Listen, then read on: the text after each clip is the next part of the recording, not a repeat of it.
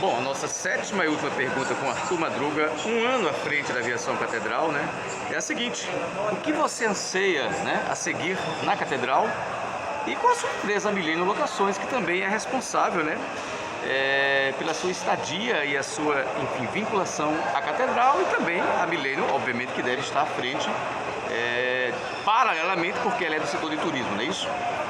Hoje, a Milênio, como é que a Milênio está? A Milênio está como qualquer empresa de turismo.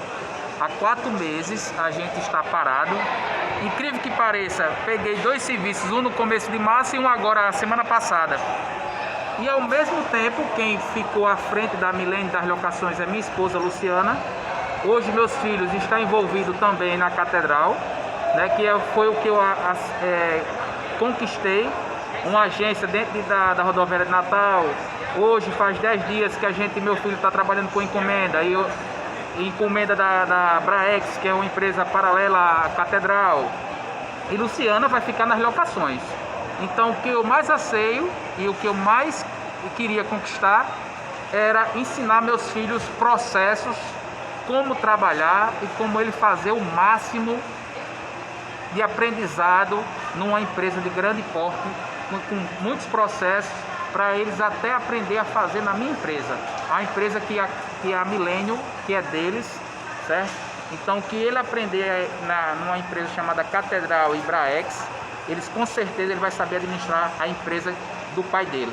Ou seja, criar Arthurzinhos que já existem, porém de forma comercial e estrutural e talentosos, exclusivos como você, não é isso? Com certeza. Então, a Milênio hoje administrada por minha esposa Luciana, certo? Então ela vai continuar administrando e ela fica atrás dando suporte a mim, Arthur Madruga, e aos filhos, né? Em cada base que eles estão, ela fica por trás dando suporte a gente, tudinho. E quando o turismo voltar ao normal, claro, ela continua operacionalmente de forma paralela no seu ramo natural. Com certeza, que é a locação, que a gente já está no mercado aí há 25 anos no mercado da Milênio Locações.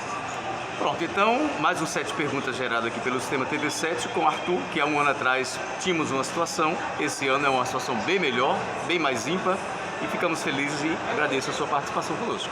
Frank, eu que agradeço, sempre a gente está assim, conversando, certo? E ao mesmo tempo a gente está aqui trocando ideias, e essas entrevistas, isso é bom para até motivar os empresários, que você tem aí um network de empresários, mais ou menos de uns 45 a 50 empresários, e a mensagem que eu deixo: não desista, se reinvente.